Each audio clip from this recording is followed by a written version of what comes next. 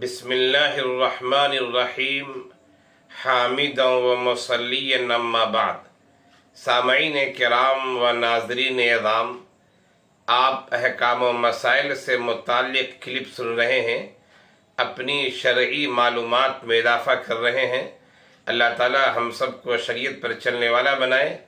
आज जिस सवाल का जवाब आप हज़रात की खिदमत में पेश है, वो सवाल ये है जिसे हैदराबाद से ताल्लुक़ रखने वाले एक शख्स ने किया है।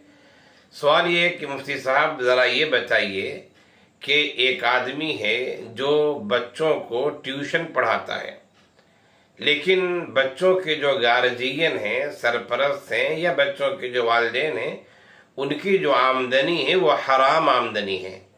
वो चोरी करते, डकैती करते, नाजायज़ तरीके से पैसे हासिल करते, उनकी आमदनी नाजायज़ है, और उसके घर में कोई ट्यूशन पढ़ाता है।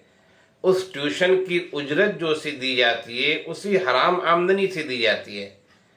तो उस आदमी के लिए, यानी ट्यूशन पढ़ाने वाले के लिए, वो उजरत लेना दुरुस्त है या दुरुस्त नहीं है, इसलिए कि उसे ये मालूम है कि उसे जो रुपए दिए जा रहे हैं या उजरत जो दी जा रही है वो हराम आमदनी से हासिल शुदा है।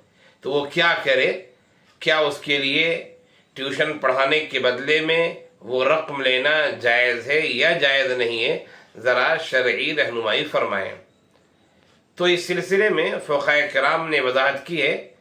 असल मसले से पहले, सबसे पहले मैं आपको मुबारकबाद पेश करना चाहूँगा कि आपके अंदर ये शऊर बेदार है और हराम हलाल की तमीज़ बेदार है। वरना आज हमारे इंसानी समाज में, बल्कि ये कहा जाए कि मुस्लिम समाज में, जो माल कमाने की जो एक दौड़ है, उस दौड़ में लोग उमूमन हलाल हराम की तमीज़ नहीं करते हैं। हाय माल, हाय माल, हाय माल की रट लगाए हुए हैं।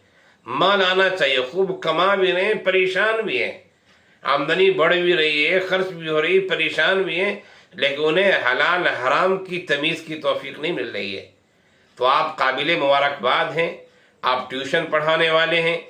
यकीनन आपकी आमदनी ज़्यादा नहीं होगी, लेकिन बहुत ज़्यादा नहीं होगी, लेकिन फिर भी आपको ये फ़िक्र कि ये जो रकम आ रही है वो हराम तो नहीं, मेरे लिए हलाल है, क्या है। ये बहुत खुशी की बात है कि अल्लाह ने आपको ये शऊर दिया है, एहसास दिया है, और आपके अंदर हलाल और हराम की तमीज़ अल्लाह ताला ने बाकी रखी है। अल्लाह का शुक्र अदा करें और इसी तरह ज़िंदगी इस्लाम पर कायम व दायम रखने की कोशिश करें। अल्लाह से तौफीक मांगते रहें।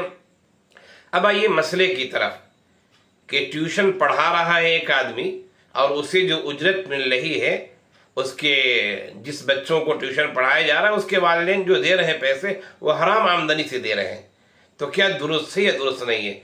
देखिए, सबसे पहली बात जो हमें गौर करनी वो ये कि अगर वो आदमी ऐसा है जिसकी कुल की कुल आमदनी हराम है, कुल की कुल आमदनी हराम है, या ये कि उसकी अक्सर आमदनी हराम है, तो फिर ऐसे आदमी का हदिया भी नहीं कबूल करना है, ऐसे आदमी के यहाँ दावत भी खाने से बचना है, ऐसे आदमी के पैसे को, चंदे को मदरसे में और मस्जिद भी नहीं लगाना है। और फिर उसी तरह से अगर ऐसा आदमी आपको ये कह के पैसा दे रहा है कुल आमदनी हराम है, तब तो देगा तो हराम रकम देगा वो, लेकिन कुल नहीं, अक्सर आमदनी हराम है, और वो ये कह के भी दे रहा है कि ये उसी हराम माल में से है, तब तो फिर तकवा यही कहता है, और असल मसला यही है कि हमें उससे बचना है।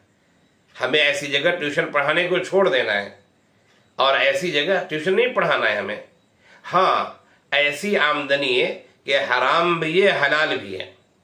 हराम कारोबार भी उसका कुछ है, हलाल कारोबार भी है, दोनों माल मिले हुए हैं, हराम हलाल दोनों है, और वो हमें दे रहा है, उसकी वजाहत कर रहा है कि मौलवी साहब ये हलाल से दे रहा हूँ। तब लेने में कोई हरज की बात नहीं, बिल्कुल ले सकते हैं, लेकिन वजाहत नहीं कर रहा है वो हराम है या हलाल, वजाहत नहीं कर रहा है। उसका माल मखलूत है, मिला हुआ है हराम हलाल से। गालिब हराम नहीं है, लेकिन फिर भी हराम है। अक्सर माल हराम तो नहीं, लेकिन फिर भी हराम है, मिला हुआ है, बगैर वजाहत की वो दे रहा है, तो इसे भी लेना दुरुस्त सही है। और अगर मालूम है आपको वो कह दे रहा है हराम है, या अक्सर हराम आमदनी है, या उसी तरह कुल आमदनी हराम है, تو پھر نہیں لینا ہے، علماء کا یہ فتویٰ ہے۔